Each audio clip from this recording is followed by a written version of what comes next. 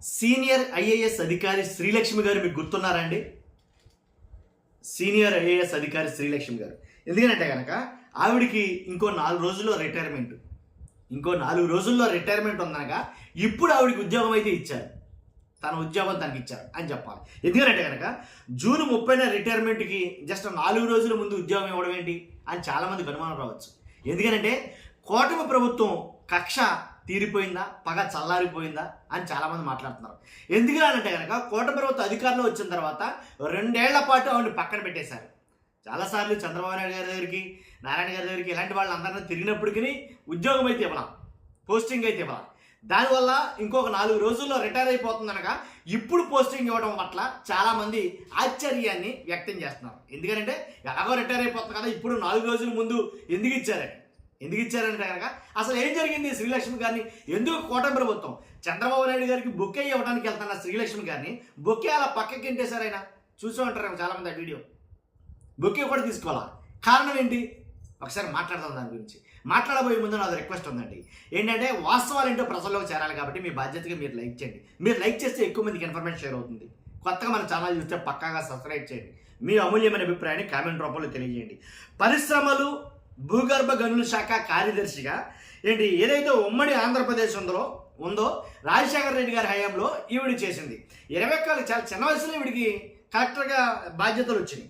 అలాంటి ఉమ్మడి ఆంధ్రప్రదేశ్లో ఉన్నప్పుడు ఈ పరిశ్రమల భూగర్భ గనుల శాఖ కార్యదర్శిగా పనిచేసిన ఈమె అప్పట్లోనే ఓబులాపురం మైనింగ్ కంపెనీకి అనంతపురంలో నిబంధనలకు విరుద్ధంగా ఇనుప ఖనిజాలు ఏదైతే గనులు ఉన్నాయో వాటిని నిబంధనలకు విరుద్ధంగా కేటాయించింది అని కొన్ని ఆరోపణలతోటి అప్పట్లోనే సిబిఐ అరెస్ట్ చేయడం అయితే జరిగింది. ప్రతిఫలంగా అసలు ఏంట్రా అంటే కనుక జగన్మోహన్ రెడ్డి గారికి కూడా, మరి చంద్రబాబు నాయుడు గారికి ఎందుకు అంటే జగన్మోహన్ రెడ్డి గారికి కూడా ఏదైతే ఆయన కంపెనీల్లో వాటి వల్ల ప్రతిఫలంగా జగన్మోహన్ రెడ్డి గారి కంపెనీల్లోకి పెట్టుబడులు వచ్చాయి భారీగా, క్విడ్ ప్రోకో జరిగింది అనేది కనుక ఆరోపణలతోటి తనను పక్కన పెట్టడం అయితే జరిగింది. 2011 నవంబర్లో సిబిఐ అరెస్ట్ చేసింది ఆవిడని. ఏడాది పాటు చెంచులు కూడా జైల్లో కూడా ఉన్నారు ఆమె. తర్వాత 2011 డిసెంబర్లో సస్పెండ్ చేసింది. 4 ఏళ్ల పాటు సస్పెండ్లో ఉన్నారు. తర్వాత జగన్ గారి ప్రభుత్వం వచ్చిన తర్వాత జగన్ గారి ప్రభుత్వంలో కూడా ఆయన వచ్చిన తర్వాత ఆమెను విధుల్లోకి తీసుకోవడం జరిగింది. మున్సిపల్ శాఖలో స్పెషల్ చీఫ్ సెక్రటరీగా పనిచేశారు. అలాంటి ఆమెని కూటమి ప్రభుత్వం వచ్చిన తర్వాత పక్కన పెట్టేయడం జరిగింది. చాలామంది చాలా రకాలుగా మాట్లాడుతున్నారు దీని మీద. కాబట్టి అంటే కూటమి ప్రభుత్వం ఉన్ననాళ్ళు ఆమె మళ్ళీ విధుల్లోకి రాదు అని. మొత్తానికి ఎలాగైతేనండి విధుల్లోకి అయితే వచ్చారు, కానీ ఇంకో 4 రోజుల్లో రిటైర్మెంట్.